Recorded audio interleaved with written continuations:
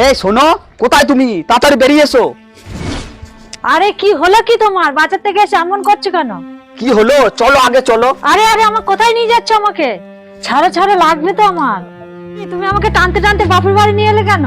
কেন নিয়ে এলাম? এবার ডাকো তোমার বাবাকে।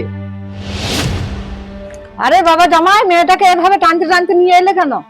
এই যে শাশুড়ি মা, বাবা কই? ডাকুন, ওনার সাথে আমার কথা আছে। তোমার বাবার তো শরীরটা খারাপ, তাই শুয়ে আছে। যা বলার আমাকে বলো, একটু আস্তে কথা বলো। তোমার বাবা ঘুমাচ্ছে আর ওর শরীরটা খুবই খারাপ। মা, বাবা কেমন আছে? একটু ভালো আছে, ডাক্তারে বিশ্রাম নিতে বলেছে। বয়স হয়েছে তো, তাই শরীর খারাপ তো থাকবেই। হ্যাঁ, সেই সুযোগটা কাজে লাগিয়ে এমনটা করলেন কেন? জবাব দিন। কি এমন করেছি বাবা জামাই? একা আপনি জানেন না নাকি আপনাদের সব সম্পত্তি আপনার ছেলের নামে লিখে দিয়েছেন? ও, এতক্ষণে আমি বুঝতে পারলাম, সেই জন্য এই বাড়িতে টানতে টানতে নিয়ে এলে। হ্যাঁ, তোমার ঘটে তো কিছুই নেই, কোনো খোঁজ খবর তো রাখো না এই বাড়িতে। তলায় তলায় যে কি হয়ে যাচ্ছে। বাবা জামাই, তুমি এমন করে বলো না।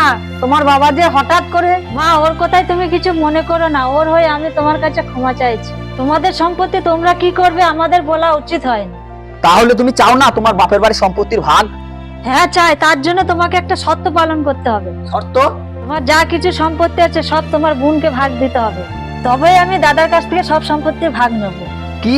আমি কি দেবো আমার বোনকে? ওই তো মাত্র 2 বিঘা জমি, ওর মধ্যে আমি কি করে ভাগ দেবো আমার বোনকে?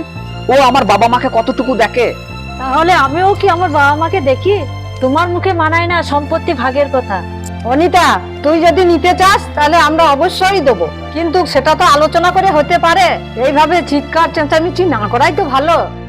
না মা, মেয়েরা বাপের বাড়ির সম্পত্তি ভাগ নিলে পরে আর ভালো সম্পর্ক থাকে না, এমনটা আমি চাই না মা। সরি মা, আমি ভুল করেছি, এমন করা আমার উচিত হয়নি। ঠিক আছে বাবা, তোমরা ঘরে এসো, আমি তোমাদের জল খাবার ব্যবস্থা করছি।